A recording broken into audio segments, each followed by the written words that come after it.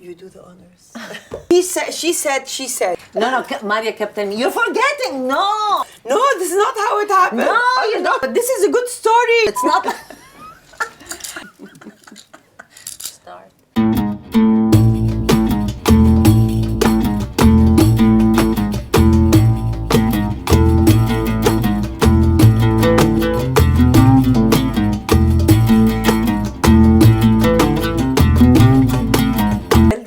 Of the name, I tell the story of how it evolved.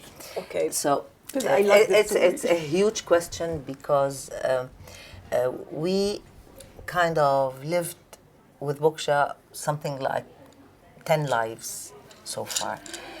The name, when we started, since we were mainly collecting fabrics from Central Asia, it was a no-brainer to call it the Silk Road because, of course, the Silk Road, the old antique Silk Road, starts from China, the borders of China, and comes down to the Levant, and everything that goes in between. And we called the first exhibition, the most boring name ever, Silk Road, and everybody keeps calling their venture Silk Road ever since. And we would brainstorm together. I would be sitting on my balcony with my children. She would be sitting with her children in her sitting room. And we'd brainstorm, what do we call it? And Maria's excellent with names. She's really amazing, the most amazing person I know. And they come out like her, from her spontaneously. And I think she's the one who said Bokja, but Bokja was a no-brainer because what we do and how we started is about that square piece of fabric that is called Bokja. It's a no-brainer because all along the Silk Road, the countries would refer to this piece of fabric as Bokja. It's a square piece, sometimes embroidered, sometimes not, sometimes more precious. Threats are involved, denoting the status of the family. However, it's a bundle for women. It wraps up women's belongings at different stages in her life. And that's where Bokja girls just sort of jumped on the opportunity. And our first ever product was an upholstered Bokja. And it became a poof, and the dice started rolling. Who we are today is a collective. So it started with Huda and I, and it started this adventure that we never thought it will stay till today. And I think it stayed because it became,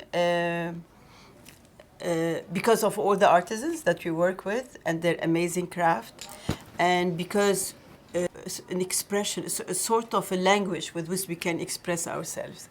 And we have so much to say. And we come from a land that is very tumultuous and a lot of things happening. And we needed to tell the tale of the land, of our existence here, how we survived and how we thrived. And Bokja helped, because from those embroideries that we started collecting, we learned a lot. What we created is a vessel to enable us to express all those heavy things that express our engagement. This country is very challenging.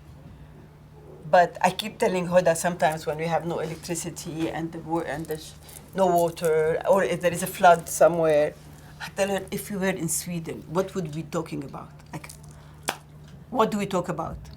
Here, we come to the atelier, the neighbors' laundry is a source of inspiration. The neighbors using our generator for their own, without our wires.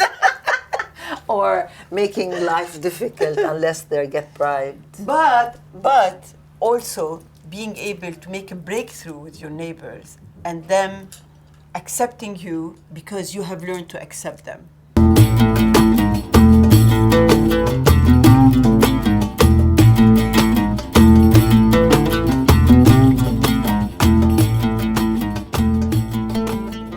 I love fashion, but this is not what we do. This is not our business.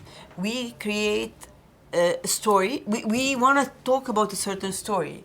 So we start by creating this mood board based on embroideries, assemblage, and also based on this brainstorming that we do with the whole team to understand why, what everybody's think about the subject and how we can collect it together so it becomes one voice with all its layers.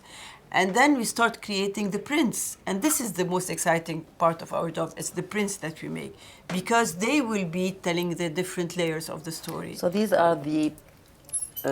are what is the essence of all the hard work that we do. The first phase of our life, an assemblage, we assembled. The second phase was adding embroidery. The third phase was paint. So we have a layered end result that speaks volumes. It needs courage to decide, I want to put this fabric with this fabric, and they have nothing to do with each other. Not the color, not the origin, and they come from two different words. One is very expensive, like let's say gold embroidery, 100 years old, with a fabric that we got from, from Syria. They put it for the mattresses. They use it for the mattresses. But that's the exercise that we'd like to do, because it's democracy in design. You put things that are not supposed to be together, and then they start speaking to each other because we like them. Like friends. You have friends and they don't know each other. Say, oh, but I like you too, so you must like each other. That's the whole philosophy behind it. Actually, what we're wearing, you see, it's not fashionable. It's like easy wear. It's something, it creates like a sort of space like a canvas to express. This collection, we both, not intentionally, wore the same clothes, but very important to say not intentionally. Don't edit that. We like the word irreverent because Bokja is irreverent. We like the word human because we are all about the humans, and we're telling stories of humans, and it's actually it's the hand, it's the touch of the hand, it's the human imperfection that we also feel with. So it doesn't need to look perfect. The colors don't need to be well coordinated all the time. And we also like the word honest, because Bokja is honest. We tell a story from the heart. We don't care whether it is fashionable, it is what people want to hear, or it's something that will generate more sales. It needs to be honest.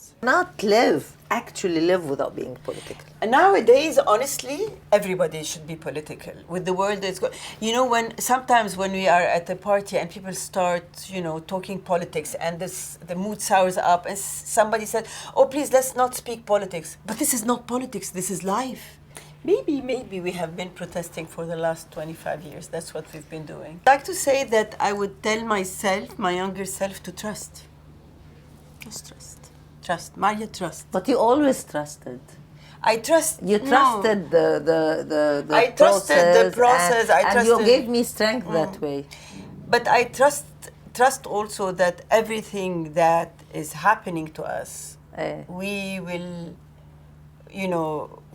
we can turn it into gold if we just,